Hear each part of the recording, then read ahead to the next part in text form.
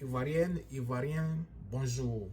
Nous sommes aujourd'hui le 21 juillet 2025 et une fois de plus, nous allons parler de l'actualité ivoirienne qui est très brûlante avec l'élection présidentielle qui est très proche. Mais je voudrais d'abord rendre gloire à l'Éternel, Yahweh qui est assis sur son trône. Car en ce moment, il y a un jeu d'échecs qui se joue entre les ennemis du peuple, entre les ennemis de la nation avec Dieu. J'en ai parlé brièvement dans mes précédentes déclarations. On joue un jeu d'échecs avec Dieu, mais Dieu est au contrôle de ce jeu. Et aujourd'hui, nous allons aussi parler, je voudrais aussi lever l'équivoque sur un point. Quand nous parlons de certaines personnes dans la vie politique, ce n'est pas pour des raisons personnelles. Ce n'est pas parce que nous les haïssons, mais cela est de notre devoir de dire ce que nous savons, de dénoncer ce que nous savons en tant que citoyens, en tant que leaders politiques. S'il y a des leaders politiques qui aspirent au fauteuil présidentiel, le poste le plus important, la fonction la plus importante dans un pays, il est de notre devoir de dire ce que nous savons. Donc, n'en déplaise à ceux qui ne savent pas comment le jeu démocratique fonctionne, nous allons dire, faire ce que nous devons faire. Ceci dit, aujourd'hui, nous allons parler de M. Adama Bitogo, dont la candidature est plus ou moins déclarée. Et je vais vous dire ce que je sais. Je vais aussi d'abord faire un petit historique. M. Adama Bitogo est le patron de la société qui délivre les passeports en Côte d'Ivoire depuis plus d'une décennie.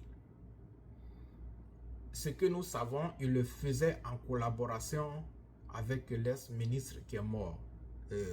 J'oublie son nom, un ministre de M. Gbagbo. Bon, je ne sais pas si M. Gbagbo même n'a pas sa main ou bien sa signature dedans. Et je voudrais ouvrir une parenthèse pour dire que l'établissement d'une pièce d'identité et par excellence le passeport dans un pays, c'est une responsabilité qui revient au ressort du gouvernement.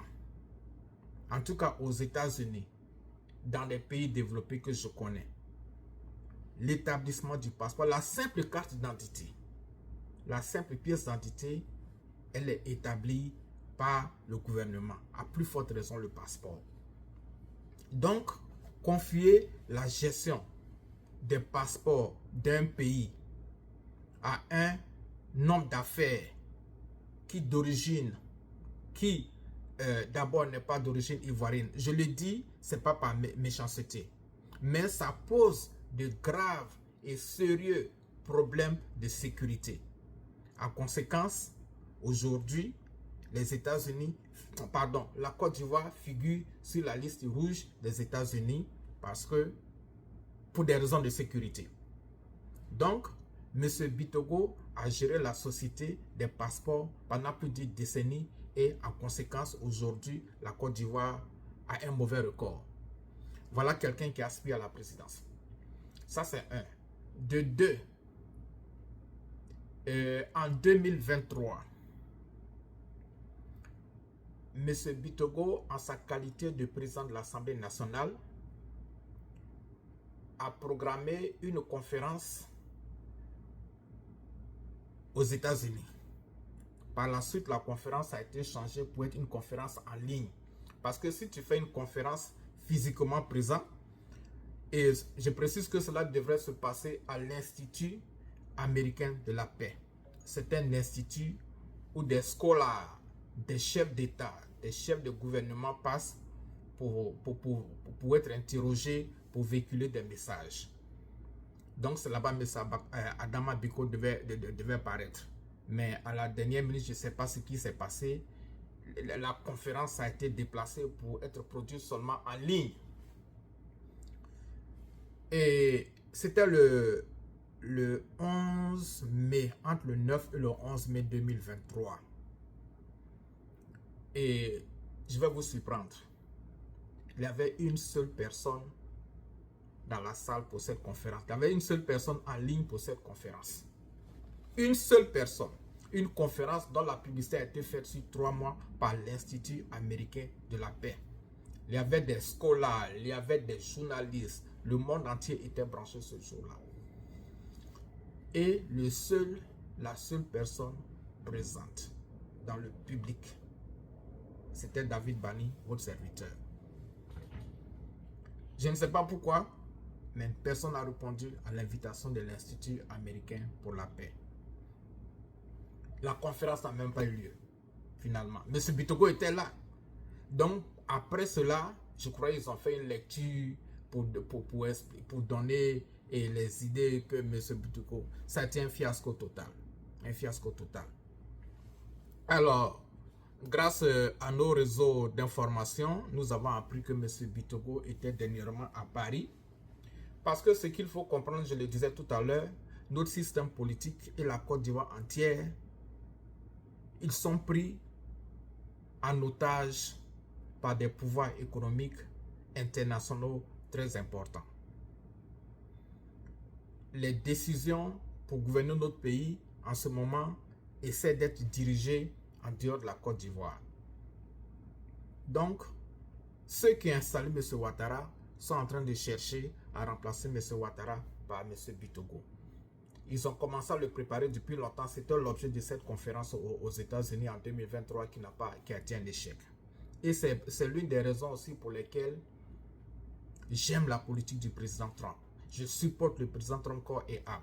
Parce que quand le président Trump a pris le pouvoir, il a fermé l'Institut américain. Il a du moins suspendu, il a arrêté, comment on appelle ça,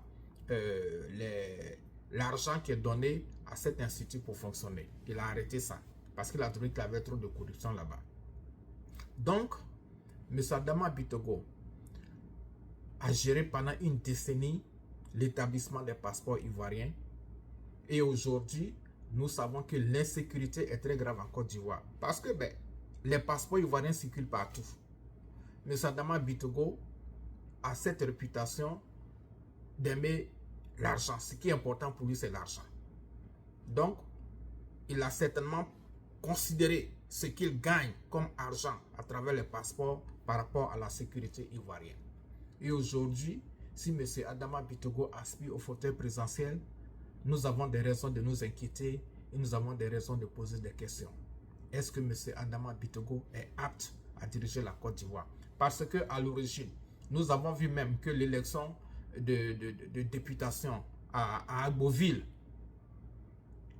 une jeune dame aurait gagné l'élection, mais le pouvoir politique qui contrôle la Côte d'Ivoire a tout fait pour mettre M. Adama Bitogo à la tête comme le député à Agboville, parce que tout était planifié pour le placer après à la tête de l'Assemblée nationale. Et à la tête de l'Assemblée nationale, il a bénéficié du soutien de M. Laurent Gbagbo. C'est pourquoi souvent, j'interpelle certains Ivoiriens de prêter un certain regard à M. Gbagbo, qui a donné, qui se dit dans l'opposition, mais qui donne son pouvoir à M. Adama Bitogo pour être président de l'Assemblée nationale. Est-ce que cela a été fait au gré des Ivoiriens? C'est la même chose, le même pattern que M. Gbagbo avait fait pour que M. Alassane Ouattara soit président aujourd'hui. Après, tu viens dire que tu es opposant. Mais aujourd'hui, M. Gbagbo n'est pas le sujet de l'ordre du jour. C'est une parenthèse. Donc, M. Adama Bitogo est candidat. Mon problème, ce n'est pas que M. Adama Bitogo soit. Mon problème, dis-je, c'est que M. Adama Bitogo a trop de squelettes dans son placard. Et le temps nous permettra de revenir sur tous ces détails en profondeur. M. Adama Bitogo était aussi parti faire des affaires au Sénégal avec Macky Sall. Cela s'est très mal terminé. Et aujourd'hui, avec tout ce que la Côte d'Ivoire vit comme crise, la corruption, les inégalités, les injustices sociales, la pauvreté, la cherté de vie, le chômage, il est temps, dis-je, que les Ivoiriens prennent leur pays en main. Les Ivoiriens l'ont dit haut et fort, M. Adama Bitogo, les Ivoiriens veulent leur pays.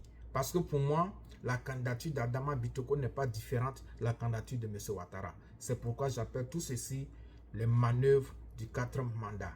M. Adama Bitogo, candidat, tout membre du RDR qui est candidat, c'est pour moi la continuité du mandat de M. Alassane Ouattara. Et les Ivoiriens ne veulent plus de ça.